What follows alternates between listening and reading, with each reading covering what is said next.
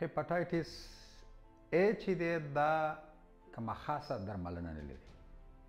درملنه فقط او فقط ارزي ده، یعنی که تبه او دردونه ولري نو کولی شي چې د درد درمل یا د تبې درمل وخوري، او همدارنګه نه ول نښې نښانې چې ولري د هغې درمل باید وشي. یعنی نوره کومه خاصه د دې ویروس درملنه نشته. دا د 4 نه د 8 هفتو په موده کې خپله چې دی ښه کېږي. واکسین لري. واکسین چې دی یو ځل وال کېږي، هغه چې د هپاتایټس B د واکسین یعنی تور زیړي د واکسین سره اوس دغه یو ځای دی، یعنی دغه دواړه پکې دي، یعنی A او B دواړه. او دا چې دی چې یو ځل ووال شي بیا د لومړي واکسین نه 4 هفتې بعد بل واکسین وال کېږي، او بیا یو کال بعد دریم واکسین وال کېږي. نو بیا چې دی ناروغ تر 10 کالو پورې په دې ناروغۍ باندې اخته کېږي.